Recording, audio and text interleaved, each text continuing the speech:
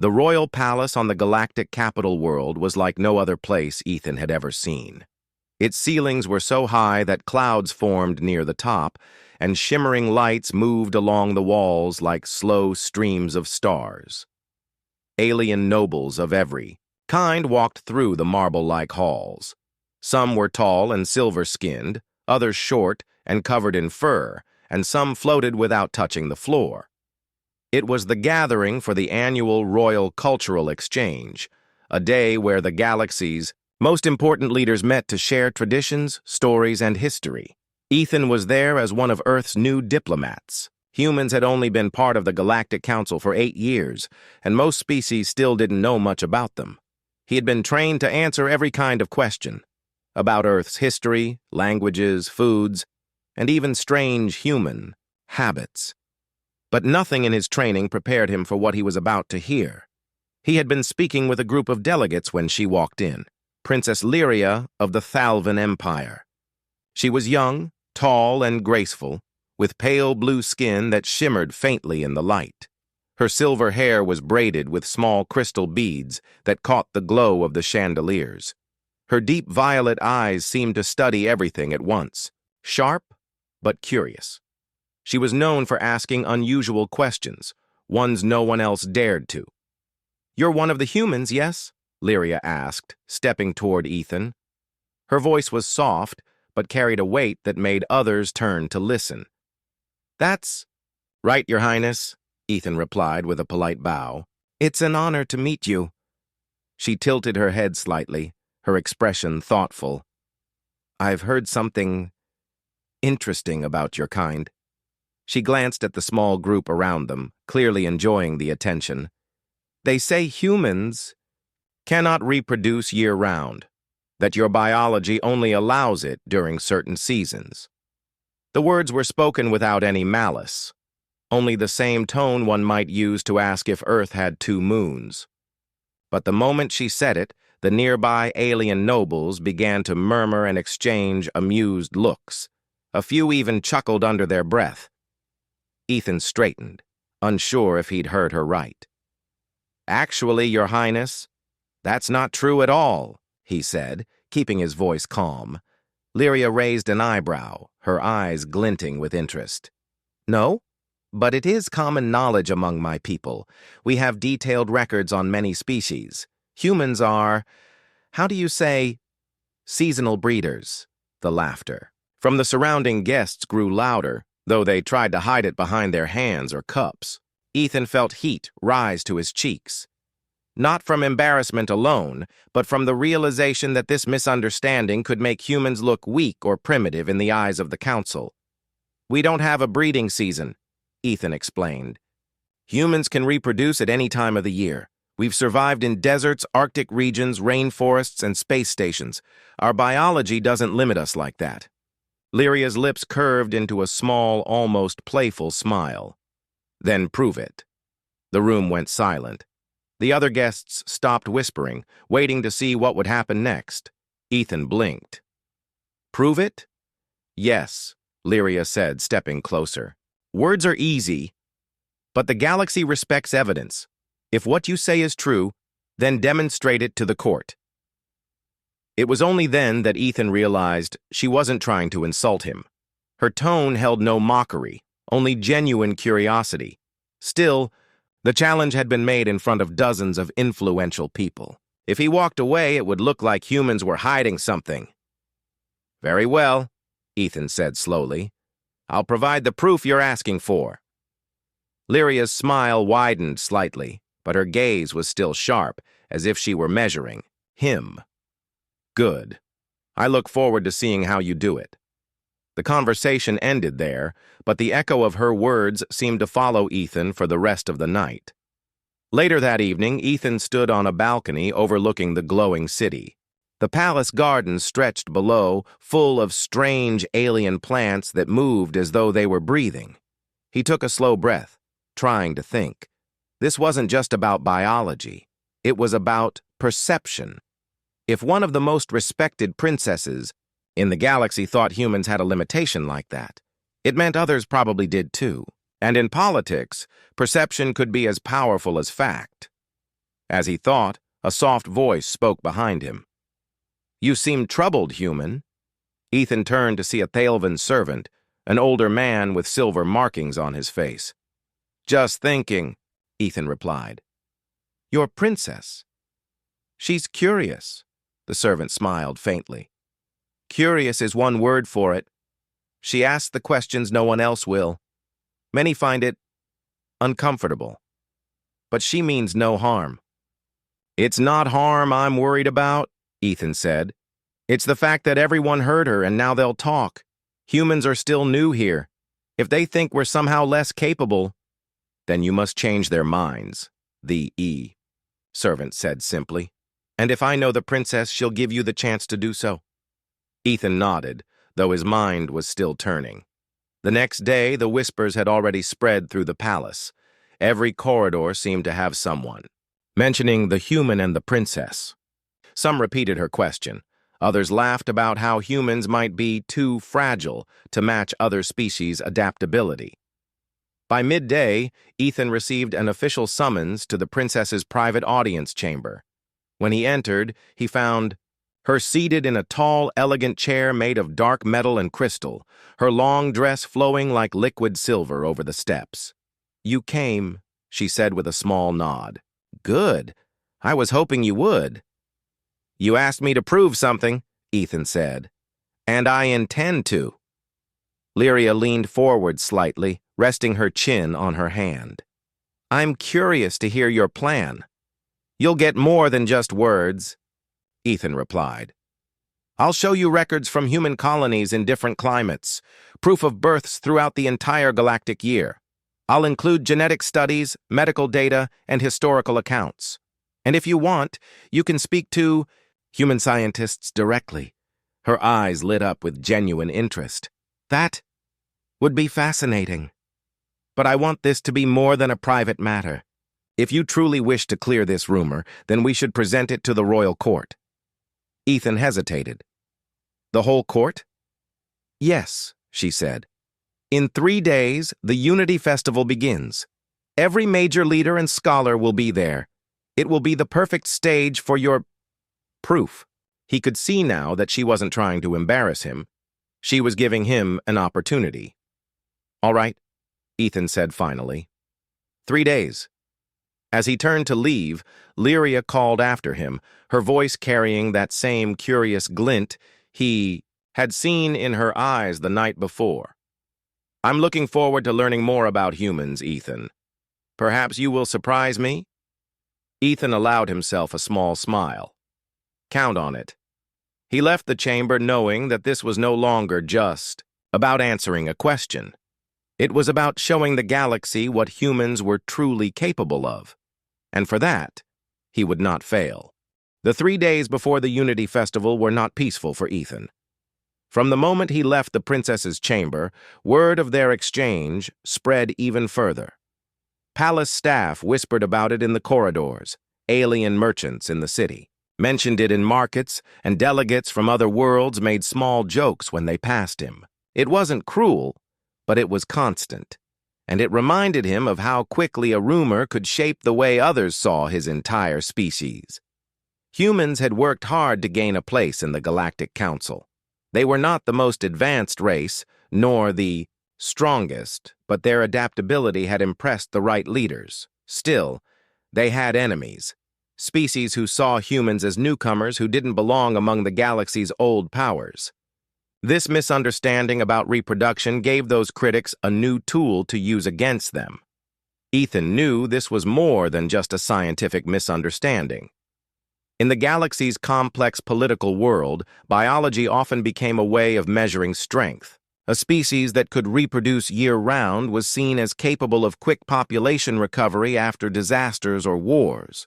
Those limited by seasons were often thought to be weaker, more vulnerable. He needed evidence, solid, undeniable proof that humans had no such limitation, and he had less than 72 hours to gather it. The next morning, Ethan made his way to the palace's grand library. It was not just a library, it was the largest data archive in the galaxy. Crystal-like towers rose high above, each filled with millions of data nodes containing centuries of records. Alien scholars floated between shelves on small platforms, some wearing breathing masks to survive the palace atmosphere. He approached the central desk, where a tall, insect-like archivist waited. Its many eyes blinked slowly as it spoke. "Identify." "Ethan Cole." "Human diplomatic envoy," Ethan said. "I need access to medical and population records for humans, Earthborn and colony-born, covering multiple climates and planetary years." The archivist tilted its head. "Purpose? Presentation. At the Unity Festival," Ethan said. "Requested by Princess Lyria of the Thalvan Empire." The archivist froze for a moment, then tapped at a glowing console with its claw-like fingers. "Princess Lyria? Yes. Authorization confirmed. Follow me." For hours, Ethan worked with the archivist to collect records. Birth data from human colonies on frozen tundra planets, in deep deserts, on humid jungle worlds, and on space stations with artificial climates. The records showed the same pattern. Human births happened all year, regardless of environment. But facts alone would not be enough.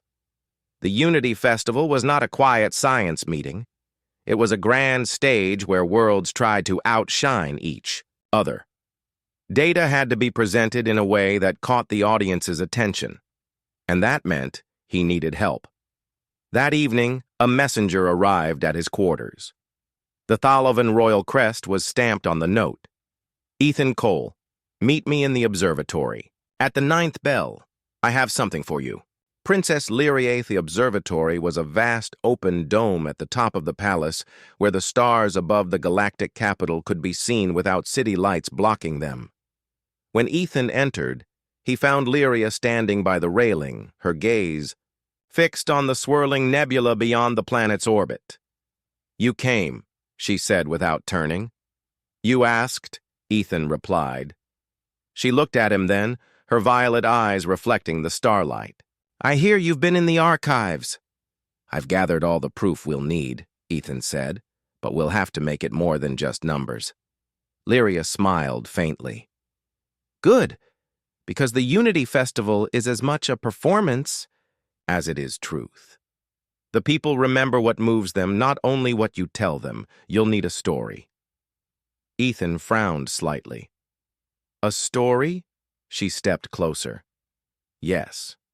Not just facts about your biology. Show them what it means. Tell them about the human spirit, the will to adapt and survive in every place you've set foot. You're not just proving your ability to reproduce, you're proving the strength of your people." He considered that for a moment. "I think I can do that." But not everyone wanted him to succeed. The next day, as Ethan returned from the archives with a new batch of records, a member of the Council's logistics office intercepted him. The alien was tall and thin, with pale green skin and a voice like a hiss. "Ethan Cole," the official said. "There have been changes to the Unity Festival program. Your presentation will take place on the smaller East stage. Your time slot has been reduced to 15 minutes. Ethan's stomach tightened. "The smaller stage? That's barely used." "Many events compete for attention," the official said casually. "I'm sure you'll make the most of it." Without another word, the alien turned and walked away. It was sabotage, quiet and polite, but sabotage nonetheless. The main stage was where the most powerful voices were heard. The smaller East stage was where lesser events went unnoticed. That evening, Ethan was pacing in his quarters when the door chimed. It opened to reveal Lyria herself, still in her royal attire from the day's council meetings. "I heard what they did," she said without preamble. "The East stage? Insulting?" "They want to bury the presentation so no one hears it," Ethan said. 15 minutes isn't enough." "Then we make it enough," Lyria said firmly. "And you won't be alone." Ethan blinked. "What do you mean?" "I will stand with you during the presentation," Lyria said. "The East stage may be small, But the moment the royal family appears there, it will draw attention. The crowd will follow. He stared at her for a long moment. That will cause a stir. Her lips curved in a small smile. Good. Sometimes the galaxy needs to be stirred. The following day was a blur of preparation. Lyria arranged for a display sphere, a floating projection device capable of showing images, videos, and holograms in the air. Ethan worked late into the ideal night, selecting powerful examples from human history, settlements built in deep snow, farms thriving in deserts, colonies flourishing in the void of space. He included moments when humanity rebuilt after disasters, showing that their ability to adapt was not tied to seasons, but to determination. Lyria visited once during the night, watching as he pieced the presentation together.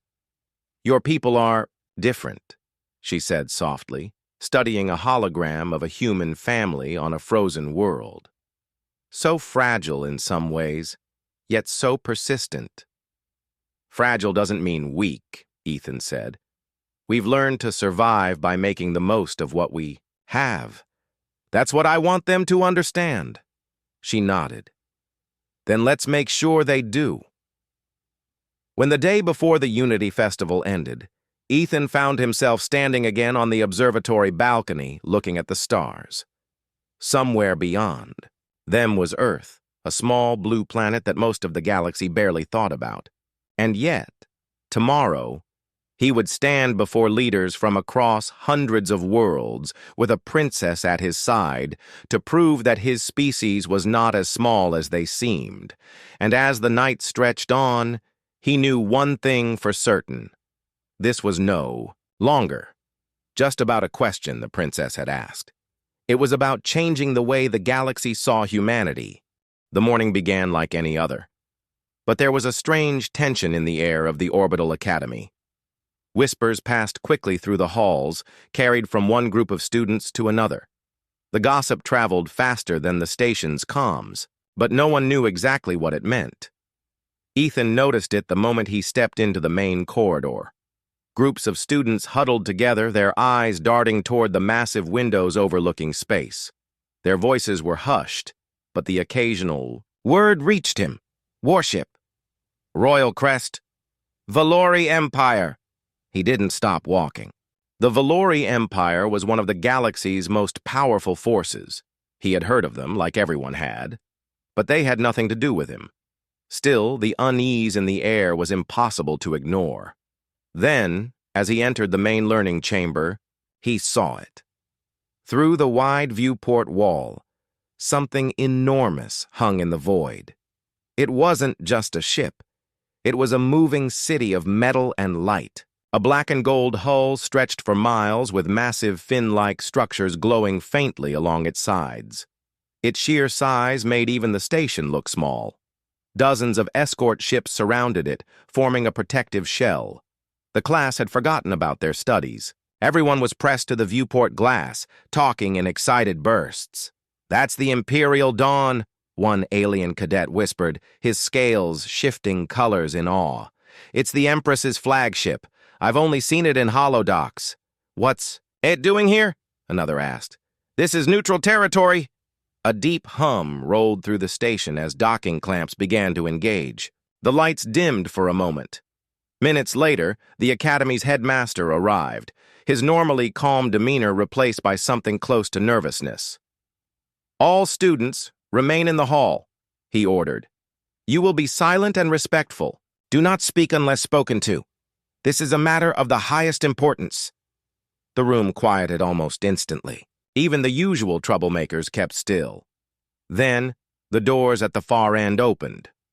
6 armored guards marched in first, their armor black with gold trim, carrying long, curved weapons that looked ceremonial but radiated danger. Their helmets bore the Valori crest, a rising star encircled by a golden ring. Behind them walked a woman who made the air itself feel heavier. She was tall, her bearing perfect, her every movement deliberate. Her armor was a work of art, gold and white with silver filigree, and a long cape of deep crimson trailed behind her.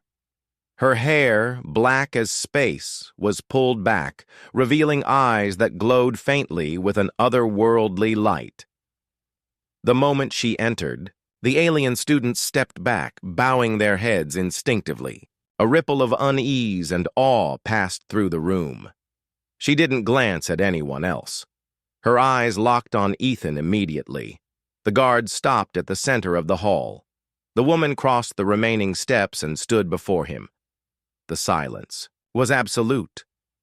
"My son," she said, her voice calm but carrying the weight of command. "I came as soon as I heard." Gasps filled the air. Ethan stood frozen, his mind blank. "Son?" The headmaster's eyes widened, and he immediately bowed deeply. "Empress Lariel Valori, forgive us, we did not know." She cut him off with a small gesture. "No, you did not." Her gaze shifted to the other students, sweeping over them like a cold wind.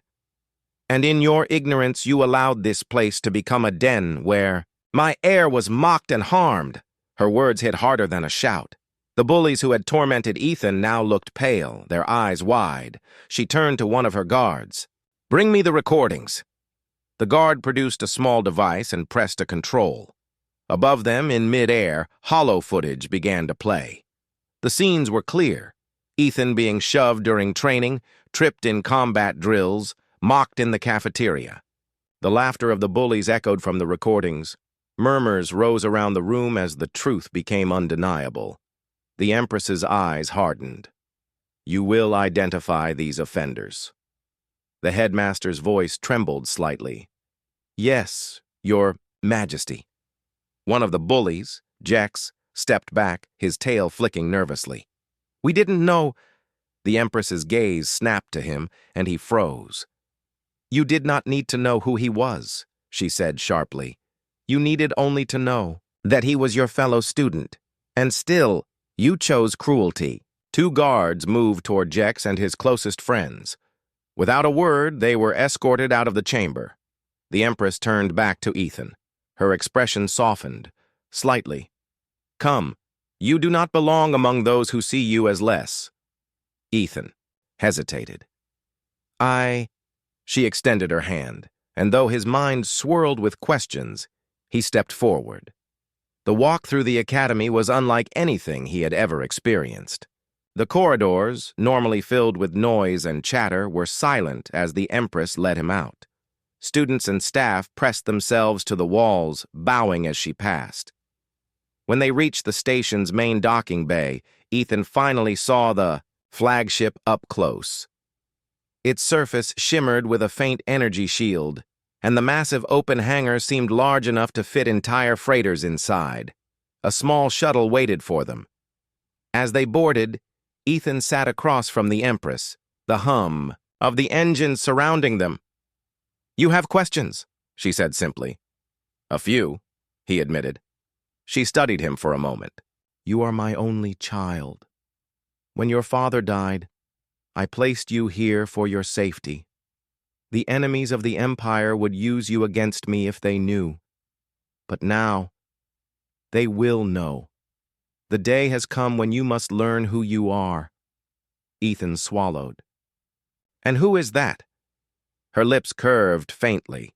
Not a smile, but something close. "Prince Ethan Valori, heir to the throne of the Valori Empire." The shuttle docked inside the Imperial Dawn, and Ethan stepped into a world he had never imagined. The hangar was lined with rows of soldiers standing at attention. Banners bearing the crest of the Empire hung from the high walls. As they walked, every soldier saluted him. The weight of their gazes made him feel both important and unready. The Empress led him into a vast chamber filled with a round table of shimmering crystal. "This is the Imperial Command Hall," she said. "Here, you will begin your training, not only in combat, but in leadership. The galaxy is watching now." Ethan thought about the academy, the bullies, the laughter. He also thought about the looks on their faces when they realized the truth. For the first time in years, He stood taller. Back at the academy, the rumors had already turned into legend. Some claimed Ethan had been taken to rule a planet. Others swore the Empress had declared war on the families of the bullies. And all agreed on one thing: no one would ever look at the small human the same way again. The training deck of the Imperial Dawn was nothing like the academy gym Ethan knew. Here, the floor could shift into different terrains: smooth metal one moment, rocky ground the next. The air smelled faintly of charged energy from the weapons, racks lining the walls, and everywhere he looked there were Valori warriors, taller, faster, and sharper than any alien he had met before. When Ethan first stepped onto the deck, dozens of eyes turned toward him. Some of the warriors bowed slightly in respect to the Empress's son, but others just studied him, their expressions unreadable. He knew what they were thinking. This is the heir? This small human? The Empress stood beside him, her voice calm, but firm. These are the finest fighters in my empire. They will teach you what you must know to survive, and you will listen to them as you would listen to me. Ethan nodded. Yes, Mother. She left the deck, leaving him under the watch of Commander Zalren, a broad-shouldered Valori with silver armor and piercing golden eyes. Zalren's voice was deep. Rule 1. Your bloodline gives you rank, not skill. Here, skill is earned. The first day was brutal. They started with basic combat drills, footwork, dodging, and quick strikes with training staves. Ethan had never trained like this before. His arms ached, his legs burned, and more than once he ended up flat on the floor. But each time, he got up. By midday, the warriors began to test him with sparring matches. His opponents moved faster than he could react. Blows landed on his ribs and shoulders before he even saw them coming. Yet he noticed something. They fought in patterns. The Valori style was precise, almost too precise. Once Ethan began to read those patterns, he managed to dodge a few attacks. One warrior smirked. The human learns. That evening, as he sat catching his breath, Zalren crouched in front of him. You are not the fastest, you are not the strongest, but you watch. That will keep you alive. The next weeks followed the same rhythm. Combat training in the mornings, strategy in the afternoons, and physical conditioning in the evenings. The strategy lessons were different from what Ethan expected. Instead of just tactics, the Valori taught him how to read people, to notice posture, tone, and hesitation. The battlefield, Zalren said, is not only made of ground and weapons, it is made of minds. Ethan realized something important. Humans were unpredictable to the Valori. They prized discipline and routine while humans adapted and improvised. That difference could be an advantage. During one drill, the warriors were told to protect a beacon in the center of the deck. Most formed a tight defensive circle, guarding it from attacks. Ethan, instead of defending directly, set up decoys, small hollow projectors disguised as the beacon, and moved the real one to a hidden corner. When the attackers rushed in, they struck the decoys first, wasting time. The commander raised an eyebrow. Clever. Not Valori style, but effective. News of his progress began to spread, even reaching the academy. Some students still whispered that he only succeeded because of his mother's power. Others heard about the drills he passed and began to wonder if maybe he was more than a title. But not everyone welcomed the change. Back at the academy, Jex and the other bullies had been allowed to return after facing heavy punishment from both the station authorities and the Empress's guard. Their status had fallen, and resentment grew. One evening, in a shadowed corner of the academy, they whispered among themselves. He's no prince, Jex said bitterly. He's still just a human. The Empress won't always be here to protect him. Another bully leaned closer. The interspecies tournament is in 3 months. If we challenge him there, in front of the entire station, and he loses, his reputation will break. The others nodded. The plan was set. Meanwhile, on the Imperial Dawn, Ethan faced his first large-scale training simulation. The deck had been transformed into a mock cityscape, complete with buildings, streets, and hiding places. His task: lead a small squad through the area, capture a target, and extract without being killed by the defending team. The defending team consisted of elite Valori veterans. At first, his squad wanted to fight the defenders head-on, as Valori tradition dictated. Ethan stopped them. "No, we split into two teams. One makes noise, draws them in. The other circles from behind." His plan worked better than expected. The defenders, used to direct challenges, chased the distraction team. Ethan's group slipped through the side alleys, cornered the target, and completed the extraction with minimal losses. When the simulation ended, Zalren met him at the center of the deck. "You think differently. The Valori train to control the field. You bend it to your will. Do not lose that." That night, as Ethan walked through the ship's observation hall, the Empress joined him. Outside, the stars drifted by, endless and cold. "You have changed," she said, her voice softer than usual. "You think so?" Ethan asked. "Yes. You no longer look at the ground when you walk. You no longer flinch when challenged. But remember, strength is not only for yourself. One day you will be responsible for others." He nodded. "I'll be ready." She studied him for a moment longer. "The tournament is soon. Your academy participates every year. This time, you will compete. Win or lose, you will face them all, even those who once called themselves your enemies." Ethan knew what she meant. The bullies would be there, and they would not be holding back. He looked out at the stars again. "Then I'll be ready for them, too." Back on the station, the tournament posters were already appearing. Students from dozens of species would fight in a series of challenges: agility, combat, and strategy. It was more than just a contest. It was a chance to gain status, to prove oneself, and for Ethan, it would be the moment when everyone finally saw who he had become. But deep down, he also knew it would be more than just a fight for pride. It would be a test of everything he had learned: human adaptability, Valori discipline, and the will to stand even when the odds seemed impossible. And this time, he wasn't the same boy they had once mocked in the halls. He was ready. The day of the interspecies tournament began with the academy buzzing like a hive. Banners hung from the high ceilings, displaying the colors and crests of dozens of alien worlds. The wide arena built into the heart of the station was filled. With students, families, and visitors from across the sector, the air was electric, a mix of excitement and tension. This was the biggest event of the year, and for many it was more than just a competition. It was a chance to prove themselves, to show their strength and skill to everyone watching. In the center of the waiting area, Ethan sat quietly, adjusting the straps of his combat armor. It wasn't heavy like the Valori soldier's gear, but it was reinforced for protection. The soft hum of the crowd above reached his ears, but he kept his focus. Across the room, Jex stood with his team, smirking in Ethan's direction. "Enjoy your last few minutes as the Academy's golden boy," he muttered to one of his friends.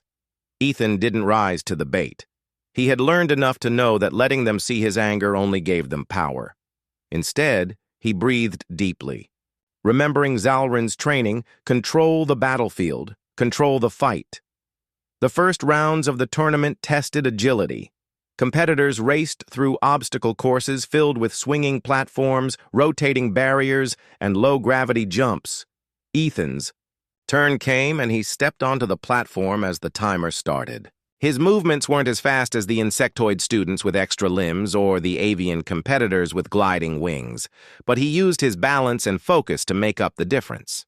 Instead of rushing, he timed each jump perfectly, landing cleanly, where others slipped or stumbled. When he crossed the finish line, his time was in the top 5. Not the fastest, but good enough to stay in the competition. The next challenge was team-based strategy. Squads of 4 had to capture a control beacon in the middle of a mock battlefield and hold it for 2 minutes while defending against other teams. Ethan's squad included a quiet reptilian student named Orc, a swift four-armed insectoid named Selra, and a nervous human first-year named Dana. None of them were considered top fighters, and the crowd didn't expect much from them, but Ethan took charge immediately. "We don't fight everyone head-on. Selra, you run interference. Make noise. Draw them toward you. Orec, you're on defense with me. Dana, stay low and take the beacon when the area's clear." The match started. Selra darted forward, weaving in and out of sight, drawing 2 rival teams into chasing her.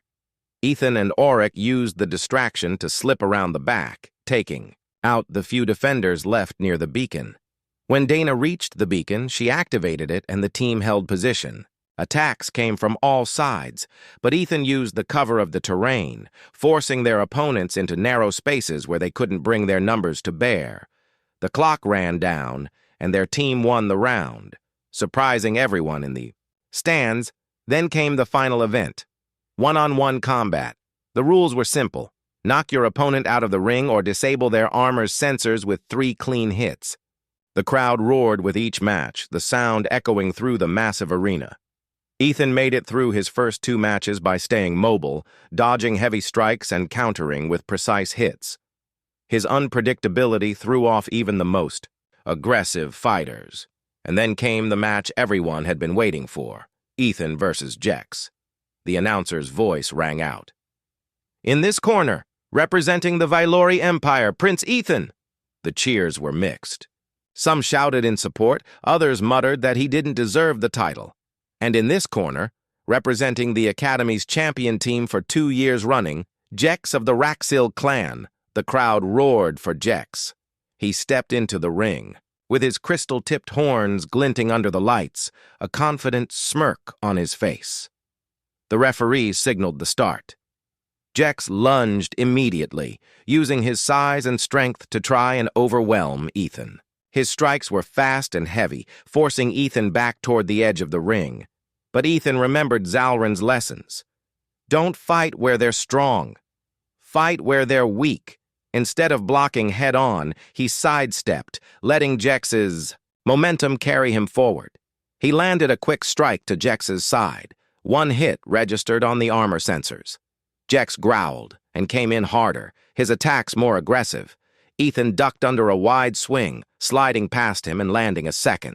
Clean hit. The crowd began to shift in tone. Cheers for Ethan grew louder. Jex, now visibly frustrated, charged again, but Ethan feinted left, then spun right, catching Jex off balance.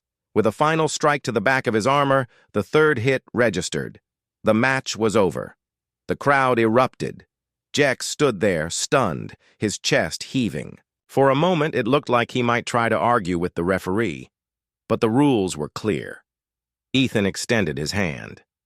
"Good match," he said simply. Jex hesitated, then took it, his grip tight. There was no smile on his face, but there was something else, a grudging respect. The final scoreboard lit up above the arena. Ethan's name stood near the top, tied for 2nd place overall in the tournament.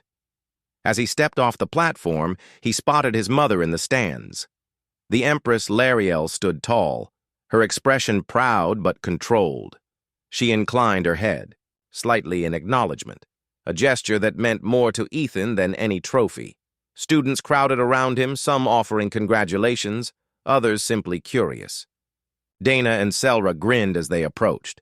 "Told you we'd make a good team," Selra said. Ethan smiled back. "Yeah, we did."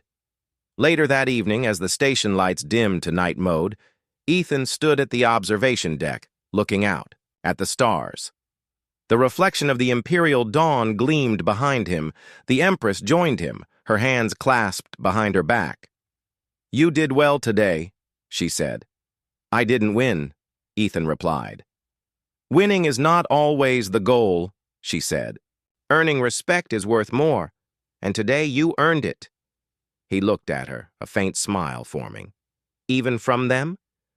"Especially from them," she said. Together they stood in silence, watching the stars drift by. Ethan knew the journey ahead would not be easy. There would be more challenges, more enemies, and more tests. But now, for the first time, he felt ready. He was no longer the boy they had bullied. He was the son of an empress,